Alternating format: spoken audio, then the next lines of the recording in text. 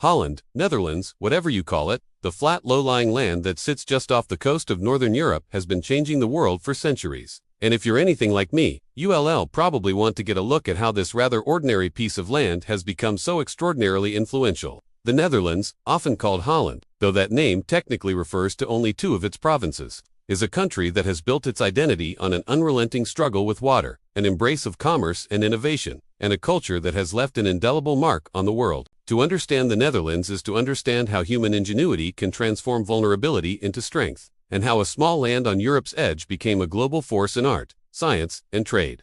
The very name of the country Netherlands, or lowlands, tells a story.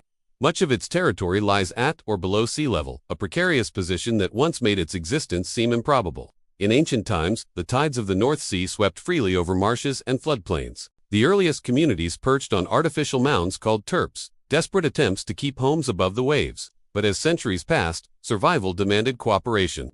Local farmers, merchants, and villagers came together to dig canals, build embankments, and reclaim land from the sea in a process known as poldering. Each polder was a shared responsibility, requiring every member of a community to contribute to the maintenance of dikes and drainage. This collective spirit became more than survival, it became the foundation of a national character rooted in consensus, negotiation, and pragmatism, what later came to be known as the polder model.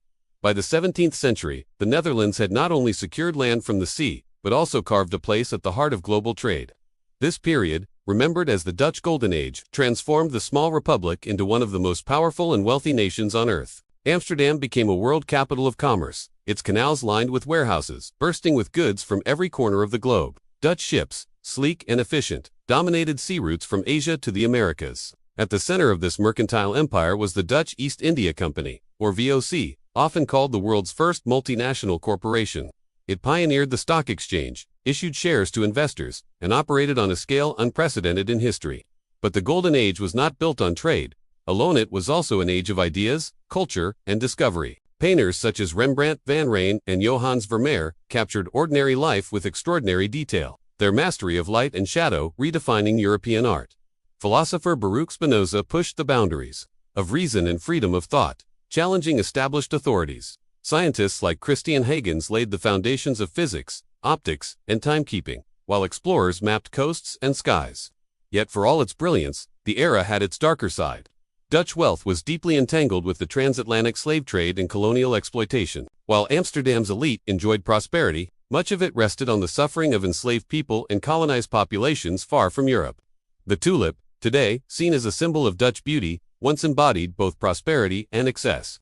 In the 1630s, tulip mania swept the country, with bulbs traded for sums that rivaled the value of houses. When the market collapsed, fortunes were lost overnight. Still, the tulip remained, blooming each spring as a reminder of the Netherlands' love for beauty and its flirtation with financial extremes. The image of windmills also became iconic, not merely for their charm but for their practicality.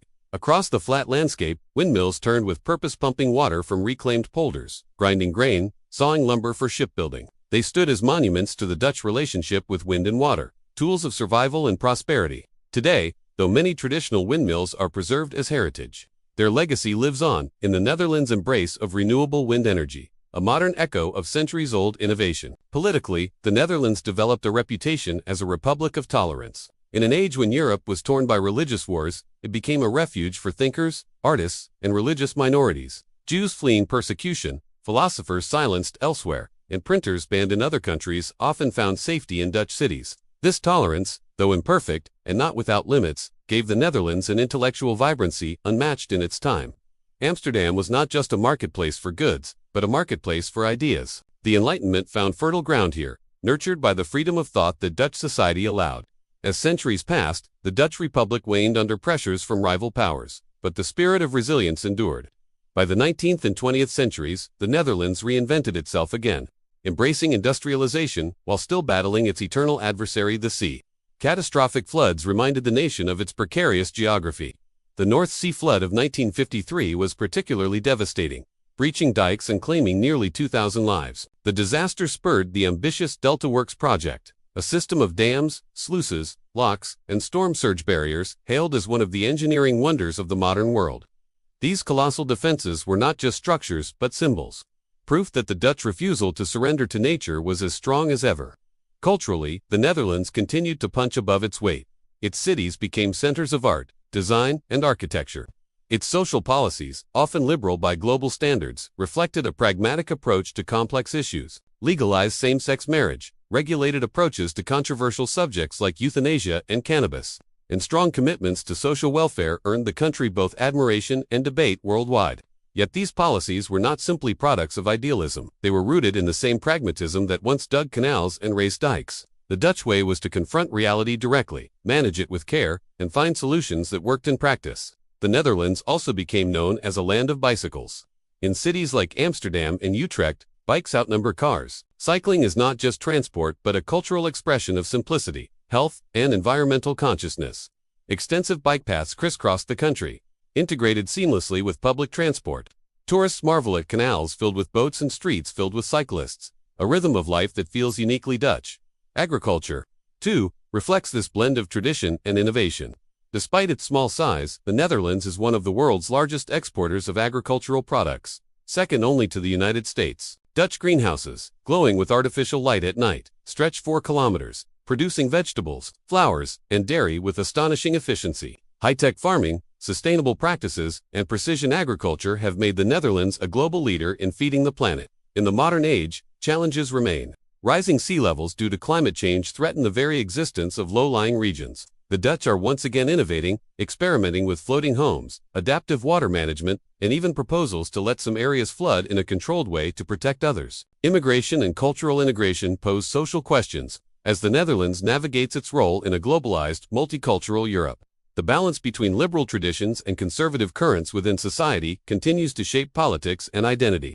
But through all of this, one theme persists: resilience. From medieval terps to 21st century floating neighborhoods, from windmills to offshore wind farms, from golden age paintings to cutting-edge design studios, the Netherlands continually reinvents itself while holding on to the essence of what makes it Dutch: collaboration, ingenuity, and a willingness to face the sea and the world with open eyes. Its history is one of paradoxes: a tiny country with global influence, a land constantly under threat and constantly thriving, a society shaped by tradition yet always leaning toward innovation. Visitors walking along Amsterdam's canals might see only picturesque bridges, houseboats, and cafes, but beneath the surface lies a story of struggle and triumph over nature. Travelers, cycling through tulip fields in spring, may marvel at the beauty.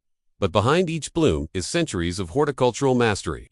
Standing before a Vermeer in The Hague or a Rembrandt in Amsterdam, one feels the enduring power of Dutch creativity, an echo of the golden age that still resonates today. The Netherlands is not merely a country of low lands, it is a country of high achievements. Its story is one of humanity's capacity to adapt, to create, and to flourish against the odds.